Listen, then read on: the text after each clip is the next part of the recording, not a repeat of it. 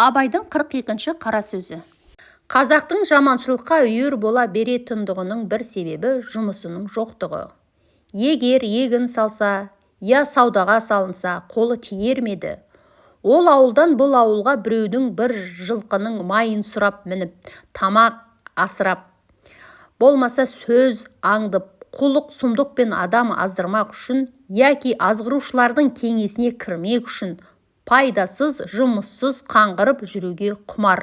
Дүниелік керек болса адал еңбекке салынып алған кісі ондай жүрісті иттей қорлық көрмей ме? Өзінің кәсібін тастап, кезгендікке салына ма?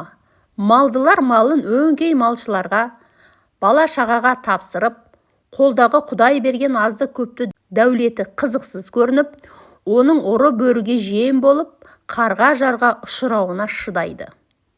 Пыш-пыш кеңестен қалып, бір ауылға барып, қулық сұмдық жасап жүріп, тегін тамақ жеп, ыржыңдасуды қысыртауға шыдамайды. Не үшін десең, халыққа әдет жол болған соң, шаруаға пысық, мал бағуға, мал табуға пысық, ол өнерлі кісіге қосылмайды. Я өзі пәле, шаруаға пысық, я сондайлардың сөзін естігенім, білгенім деп, елге жайып жүріп, ырмыңдауға пысық өнерлілерге қосылғандай көрінеді. Сол үшін осы күнгі қазақтың іске жараймын дегені өзінің азды көпті біреуге қоса салып, көре жүр, көздей жүр деп басын босатып алып, сөз аңдып, тамақ аңдып, ел кезуге салынады. Бұл күндегіге байлық та мақтан емес, ақыл, абырой да мақтан емес. Арыз бере білу, алдай білу мақтан. Бұл екеуі қолынан келген кісі салт атты. Сабау қамшылы кедей де болса, аз да болса орны төрде. Майлы атқа, майлы етке қолы жетеді. Желөкпелеу мақтаншақ байларды сіз айтыңыз, отқа түсуге дайынмын деп, желдендіріп алып, шаруасын қылмаяқ, малын бақпаяқ, содан алып киімін бүтіндеп киіп, тәуір атын мініп алып, қатарлы бір құрметке жетіп жүре береді. Ол бай өз тыныштығын да білмейді, бос шығынданғанын да ескермейді.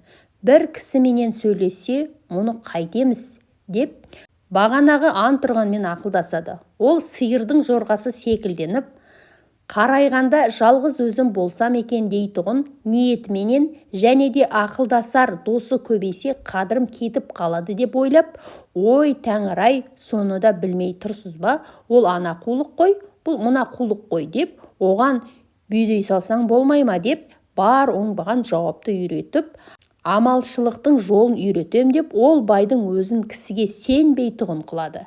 Және байдың өзіне де адам сенбей тұғын болады.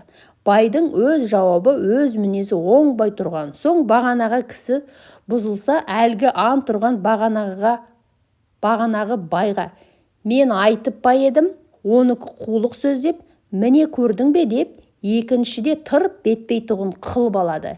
Ендігі жұрттың ақылы да, тілеуі де, харекеті де осы.